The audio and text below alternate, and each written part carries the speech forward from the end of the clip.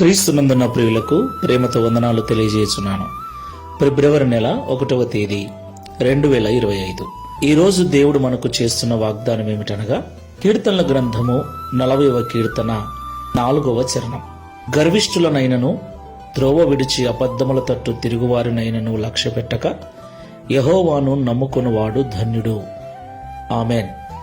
నా ప్రియమైన సహోదరి సహోదరులారా, ధన్యుడు అను మాటకు సమృద్ధి కలిగిన వాడు, ఎలాంటి కొరతలు ఇబ్బంది లేనివాడు. ధన్యుడు అనగా దేవుని చేత ఆశీర్వదించబడినవాడు, దేవుని లెక్కలో నిలిచినవాడు అని అర్థం.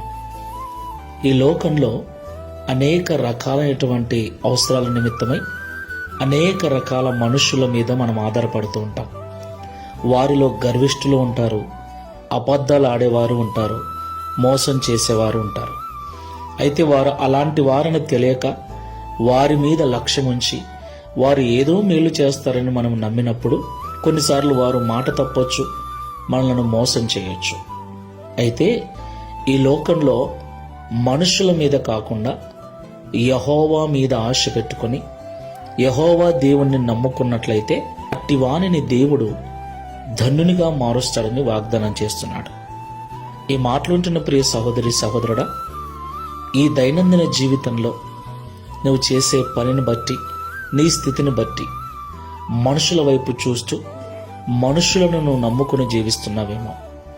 ఒకరోజు వారు మాట తప్పుతారు, మోసం చేస్తారు. కాబట్టి మనుషుల మీద కాకుండా దేవుని మీద ఆశ కలిగి దేవుని మీద మాత్రమే నమ్మకం కలిగి జీవించు. ఆయన ఎన్నటికీ మాట తప్పడు, ఆయన ఎన్నటికీ మన జీవితాలను విడిచిపెట్టడు. ప్రార్థన చేసుకుందాం. ప్రేమ స్వరూపుడమైన తండ్రి, పరిశుద్ధుడైన ప్రభువా, మీకు స్తోత్రాలు చెల్లిస్తూ ఉన్నాం.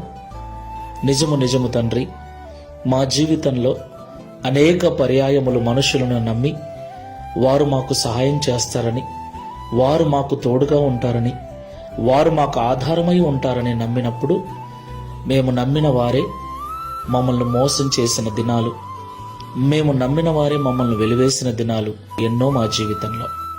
మేమెవరో తెలియనట్లుగా నటించిన వారు, మా బాగోగుల గురించి కనీసము మాటనైనా అడగనటువంటి మనుషులను మేమెందరినో చూశాం. ఆ సమయంలో ఎంతో కృంగిపోయాం. అయితే ఎవడైతే ఈ లోకంలో అబద్ధికులైన, గర్విష్ఠులైన, మంచి త్రోవను విడిచిన మనుషులను లక్ష్య పెట్టక యెహోవా యందు మాత్రమే నమ్మకం కలిగి ఉంటాడో వాడు ధన్యుడు అని ఈరోజు మాతో మాట్లాడాం. తండ్రి, ఈ ప్రార్థనలో ఏకీవిస్తున్న మేమందరం